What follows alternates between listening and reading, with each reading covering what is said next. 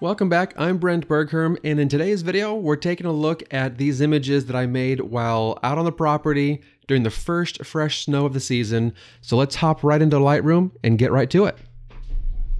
So here's the actual picture of that first set that I did, and as I was talking about, you know, it's all about these energy lines, how they point over to here, and then they do tend to bring it down a little bit. I don't like actually how that, I should have seen that.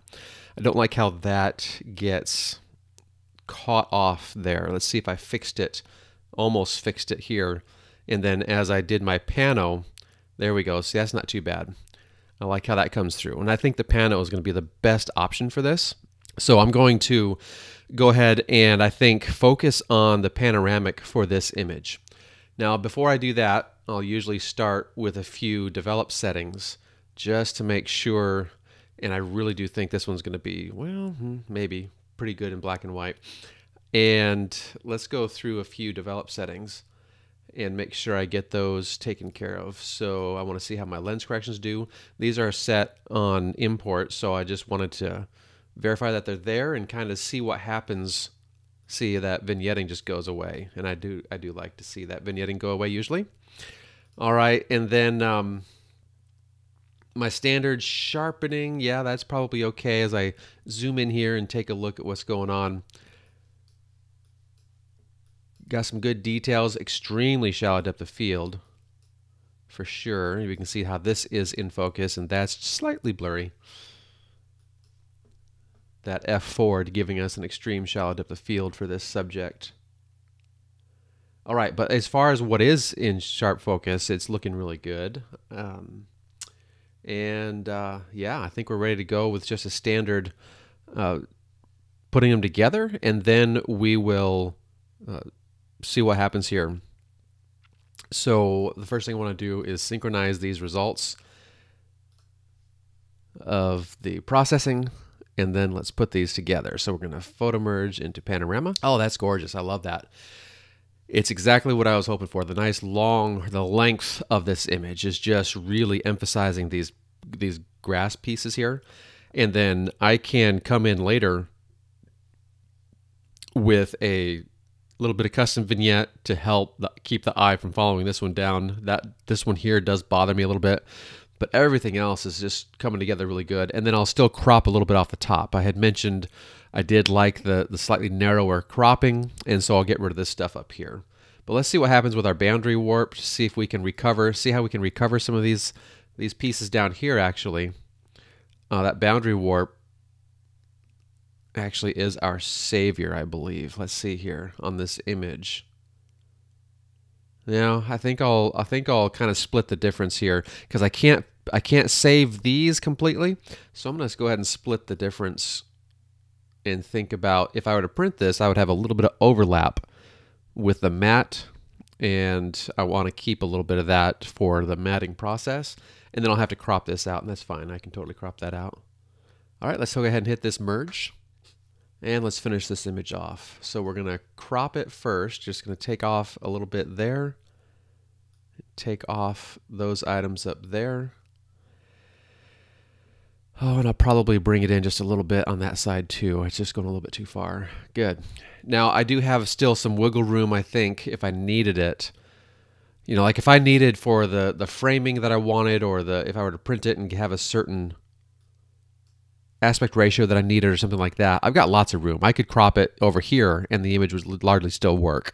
So as far as the exact sizing and the exact aspect ratio that I'm looking for, I'm not going to be that picky right now. I just want to do the best crop for the image that I have. And now it's time to do a little bit of custom vignetting. This one absolutely needs some custom vignetting. It's not something that I think standard vignetting will work. So I'm going to use my adjustment brush. I'm going to go ahead and go super dark on the exposure, but only so I can actually see exactly where it's applying and everything, and then I'll scale it back. All right, and then when we go over here, let's see the size. I probably want to go a little bit larger. That's pretty decent. Let's go ahead and feather it a little bit more so it's a little really soft edge. And then what I'm going to do, I'm going to take this flow down so it requires me to go over and over again to build up to 100%. but it's going to need several strokes in order to do that, several passes in order to do that. And so 8 to 10, 12, somewhere in there, that's a decent amount. And let's just go slightly larger to begin with at least. All right, so I'm going to start with that, and let's see where we go. So we can see when I start in, it's very minimal, but as I continue painting and stroking, I'm clicking and dragging each time, it adds more into it, and it'll top out at 100%, but it's basically doing sort of like 10% at a time. And then, once I get it done, I'll go back in and I'll decrease the intensity up here. I'll decrease the intensity of the adjustment here. And then we'll just kind of play with it and make sure we get something that we like. I don't want it too dark down here. I already know I'm going to be decreasing that intensity.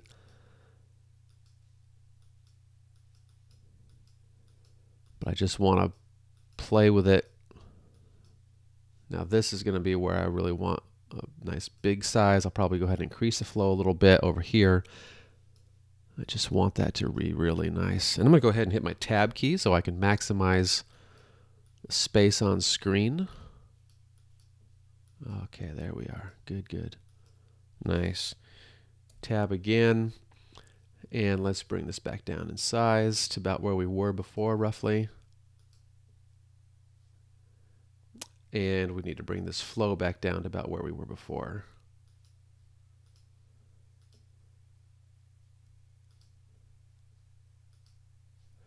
And then let's bring the size way down. And if I'm going to get, really picky in some of these other smaller areas, I probably want to do that with a separate brush. And if I hover over this, I can see exactly where all those intensities are. You can see over here on the left-hand side is a lot darker red, so there's a lot more application. On the right-hand side, about a medium amount of application. And then across the bottom, I might have to remove some of that, but we'll see. All right, so now we come back through, and I just decrease this a little bit to taste. And then I can flip this on and off so I can see my before and after.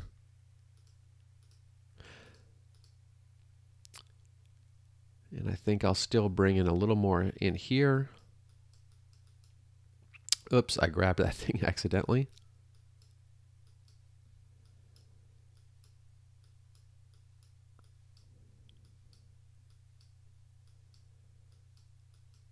There we are.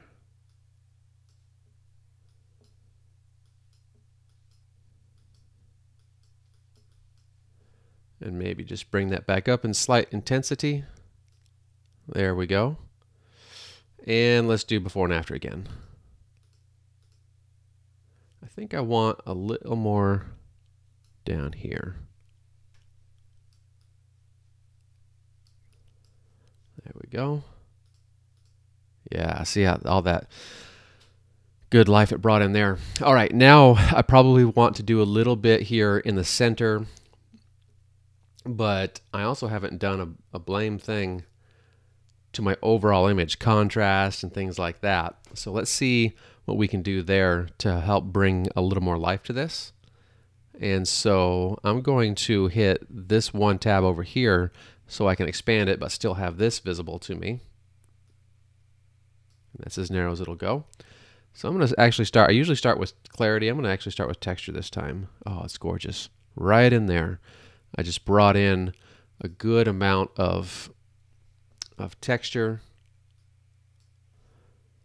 That's nice. And then clarity will more or less, well, it'll affect this stuff too, but it'll also affect this stuff back here.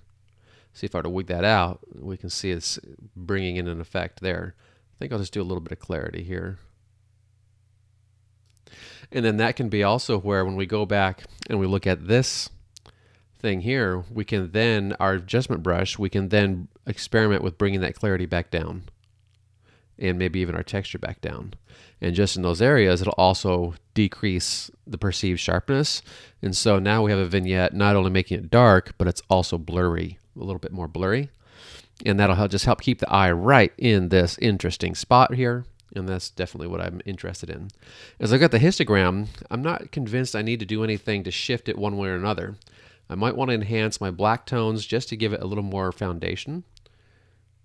So if I were to, again, wig it out, you can see, we don't want that. We just want to do a little bit. Probably in this case, I want to do about 6 or 7, maybe 8. That looks good. I like the 7 there.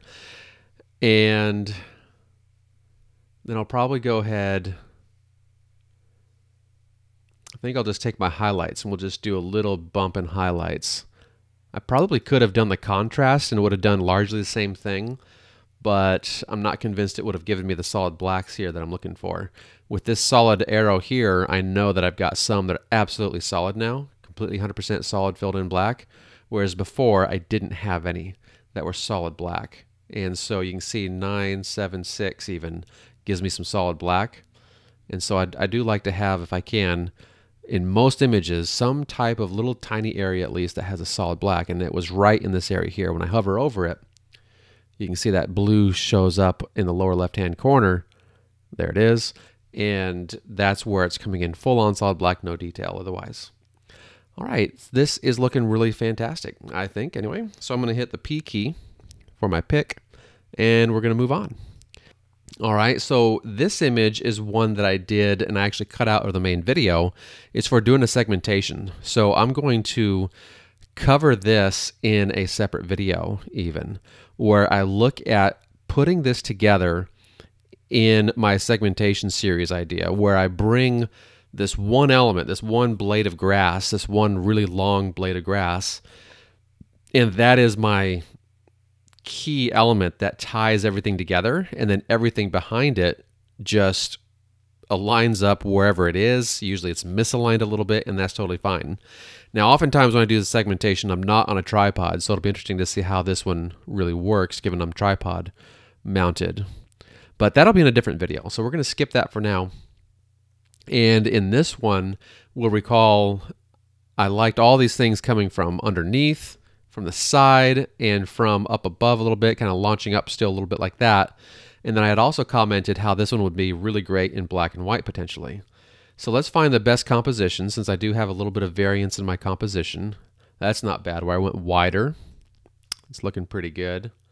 About 18 millimeters there versus 26 millimeters here. So that's on the other lens. And so here I switched lenses and went out to 18 millimeters. Here I'm a little bit lower, definitely a little bit lower there. It's nice, but it's still, this central area is just kind of annoying. And so I'm still going to be hunting around for a different composition, I think. And then of course I went vertical, but that has a totally different area. So let's find out where we are best. And you can see here I'm removing some items, and that's actually a little bit better with that item removed. There's just some distractions over there on the right hand side, but I think I like this one. And so the difference here, notice this element here, I was in the field and I noticed I have this ugly piece of grass that's bothering me, and so I just removed it. Totally got rid of that there. So let's work with this one. I think I like this one the best. And I might, I'll translate these process settings to this other frame too, but I think I'm going to go with this. And we're going to start out switching automatically to black and white.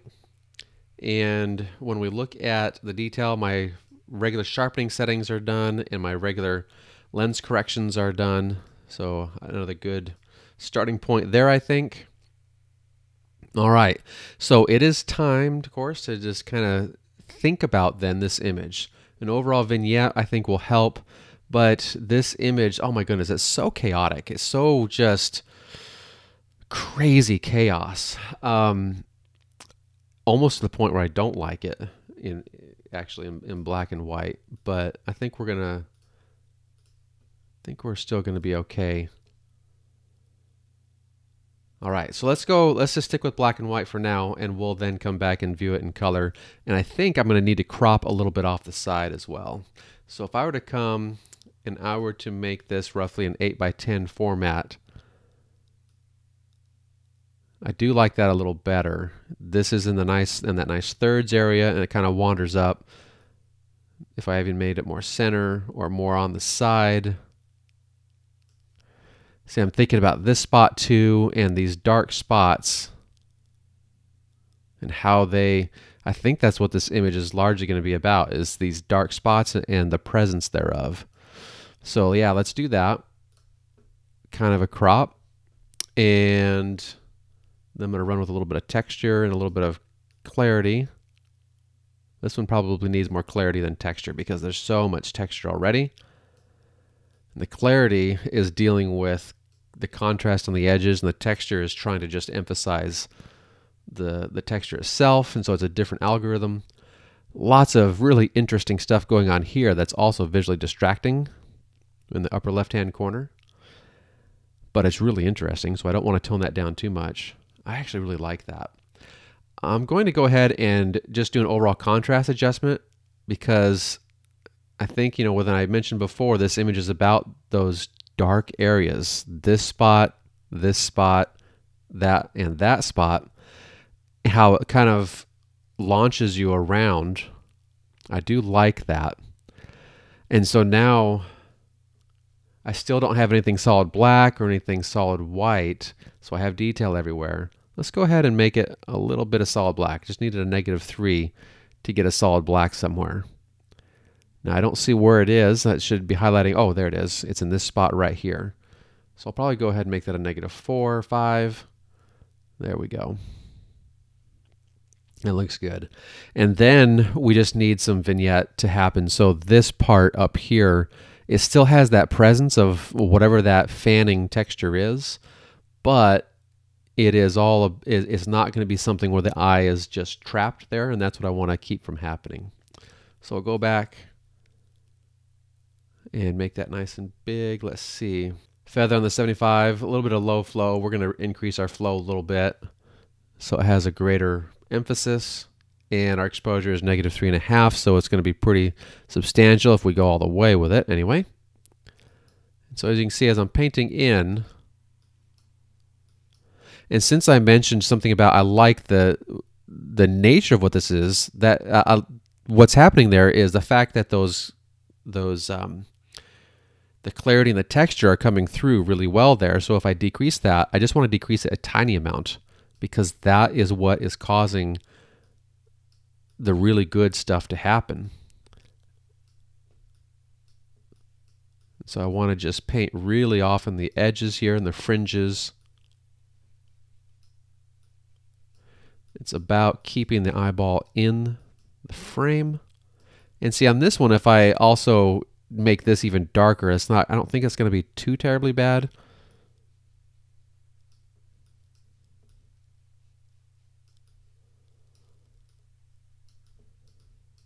So let's go ahead and take a little bit of negative clarity just to take the edge off of this. It still has some clarity being applied because I had a larger amount applied to the overall picture, and now in just these areas where I've painted, I've made it a little bit less. All right, pretty good, pretty good. Now I want to enhance some clarity in some of these other elements. So let's go back and inspect. Okay, I have a clarity of +40. I think I'm a little too strong. I'm going to go ahead and decrease that to about 25, because overall I just want it to be kind of what I would consider a normal amount. And then I'm going to do some creative sharpening areas in these items here, and we're going to do that. Now what I'm going to do, I'm going to actually boost this thing way up on the bright side of things. Take down the size, take down that, and bring up the flow so it happens more quickly. But my point here, and then I can just tickle my mouse up or down and it adjusts. You see, it gets small, get big. And my point here is I want to be able to see where it's applied, but I'm not going to leave this application by any means. There we go.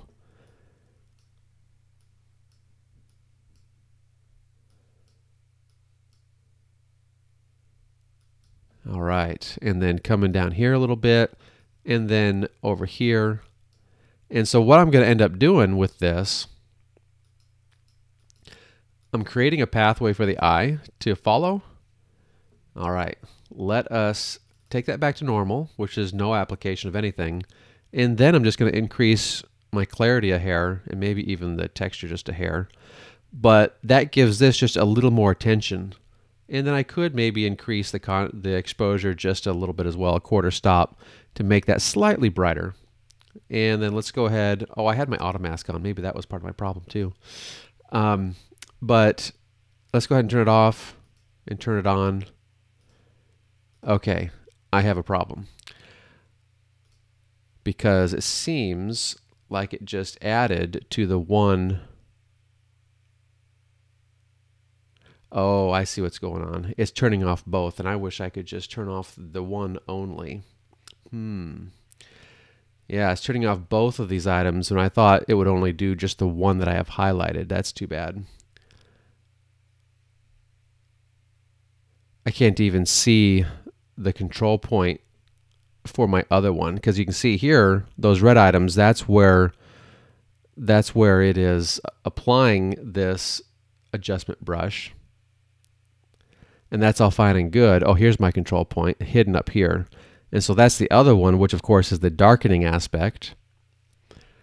But when I do this and I turn that off, it turns them both off. So if I wanted to just see what this would be with and without, I can go to my history, or I can just, for instance, that's selected. I could just delete it. And then we can see, nope. Let's toggle back and forth and see exactly what's happening there, if there's enough of a change.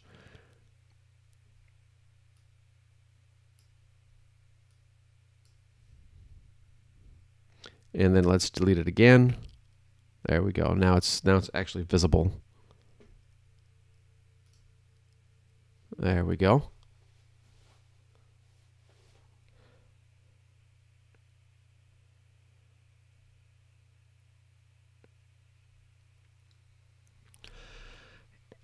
And that's coming together pretty good. Now, this image is still just a whole mess of chaos and whatever else going on.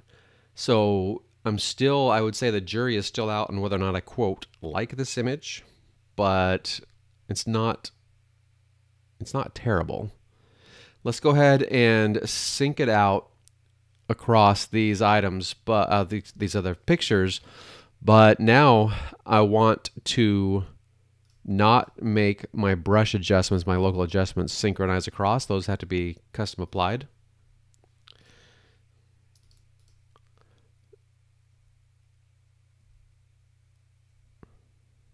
Yeah, see, this one I kind of like too. Even though this is super heavy in the middle, I'm not super disliking it. And if I were to crop it to that 8x10, it gets rid of this annoying thing up here. And then I would be able to shift that to the side as well. And it just changes my composition. And that's decent. Again, probably could be better, but it's not too shabby. I do like it. Better than it was before. All right, and now let's look at this vertical composition. Let's see what we got going on here. Some horizontal and vertical composition going on. So I'm going to take this and finish it off with my syncing here. And I'll notice I'm not doing the crop either. All right, so let's take a look at this vertical comp.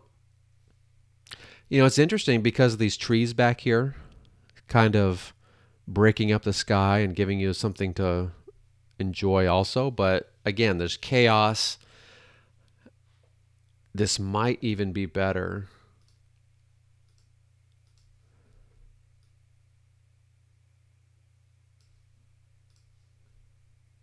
Almost as a square.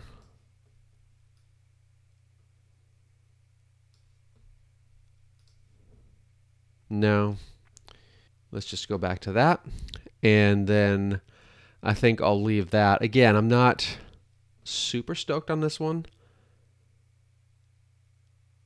Chaos here as well. Oh, this one's really nice.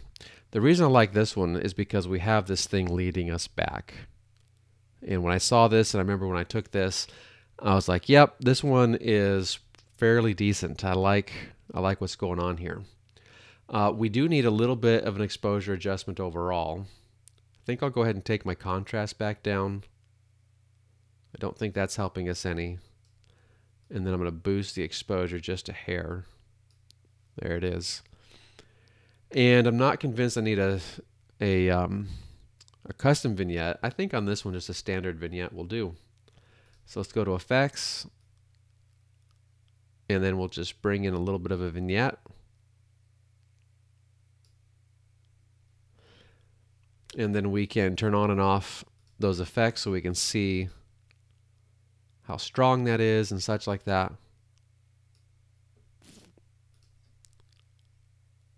Still a little bit dark right here, so I'm going to brighten that up.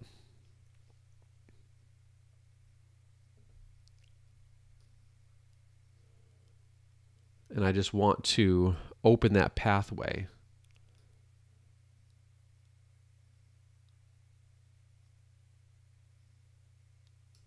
And then I'll bring in a little bit of clarity right there as well. I think I did darken that a little too much. Add a little bit of clarity. And I don't know, I just like doing both clarity and texture. But you know what? I think I'll do that separately. So let's do a new. And I'm going to start one down here. And then I'm going to bring it up this way. Kind of just follow this whole thing. I'll go ahead and lighten that a little bit just to give it a little extra more look at me kind of stuff. And then I'm going to go ahead and bump my clarity in those areas. And then I have a little more eye candy to look at here. Let's hover over this and see exactly how dark and whatnot that is. All right, not too bad. I think I'm a little strong on the clarity. There we go. And I think I'll go ahead and double up on clarity here because it just needs a little more in this area only. Yeah, there we go. It balances out with what I applied up here. And I think that's looking pretty good. I'll go ahead and decrease my flow so it gives me just a little tiny bit because I want to add a little bit right there. I'm going to brighten that and add a little bit of clarity right there.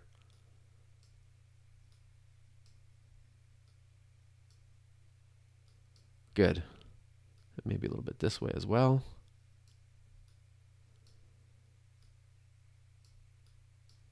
Good. All right, that should do it for us. We are, I think, done with this series of images. We have one more, actually. This one, not too bad with the fence line and some trees up above the ridge there. But I could also crop. No, I think it's important to have that.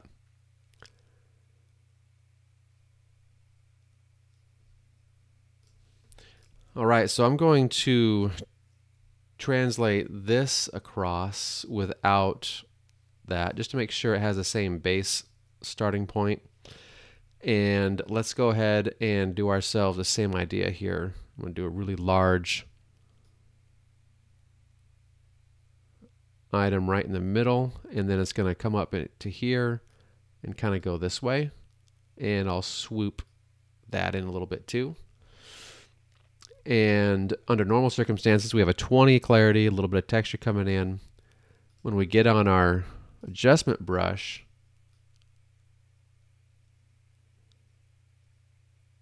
bring that down and bring in a little clarity again to give us a little bit of an emphasis. And then the same thing where we did back down here with effects. Oh, see, we brought that in. So let's make sure that that's, yeah, that's okay. That's good. All right. So if we wanted to take a look before and after, we can see where it started out and what we ended up doing. And I do believe for my own taste, I like the black and whites better. And let's see here. Let's just get back to regular view. If I were to make a virtual copy, I could take this back to color and then work with the color information. And I still might like to say, let's desaturate that color a little bit so it has just a little bit of color. Or maybe give it an overall bluish tone or hue or whatever so it feels cool.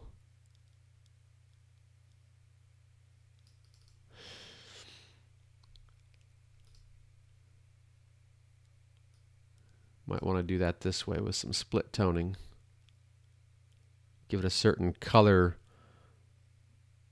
presence or a color feel to it. Let's get some actual blues going. Blues, purplies, whatever. Yeah, decrease that saturation a little bit. All right. So there's two ways of looking at it, I guess you could say. So let's get in our library and let's take a look at comparing these two now. So here's the candidate, the one that I think is probably the best or whatever. Here's the selected one. And yeah, both of them have, you know, they're both fine images as far as the overall quality of what we're looking at is concerned. It's just, what do you want to do with your final edit? And yeah, it's just, it's hard for me to make a decision right now, actually. I do like what I see going on here. I just got one more idea. So let's head back to this black and white, and I'm going to do another virtual copy. And do I have both? Yeah, I had both selected. So let's just create a single virtual copy. And I can still do that split toning on this image where I have a black and white solid base, but now I'm bringing in a little bit of that cool color in my highlights only. And I can wig it out so I can really understand what that color is. That's a little too green for me. As you know, I can go more green or whatever. And as I get into the more of that blue hue, then I'd bring down that saturation and just give it a kiss. All right, let's get ourselves back to the library module, give ourselves some more room on screen. And let's select all three of these, and then let's kind of take a look and see what we got. So there's the solid black and white, slightly tinted, and then the color with a slight color tint in the highlights. To me, this actually feels a little bit overdone, so I might want to go and decrease that a little bit, maybe take it down to about 10 or 9. All right, go back to library. There we go. Much better. And there you have it, 3 renditions of this image ready for you to consider which way do you like it best. And I think I'll keep these around, all these around, because I do like all of these. And it's kind of interesting. All right, so thanks so much for watching. And I'd like to invite you to take a look at latitudephotographypodcast.com. It's the home for all the show notes and everything about my podcast, Latitude Photography Podcast. That's a place where our travel outdoor photographers come to learn, grow, create, and be inspired. Also, there'll certainly be more videos coming here on the YouTube, so make sure you hit that subscribe, hit the like button or the bell icon button, and we'll see you in the next video. All right, until then, happy shooting.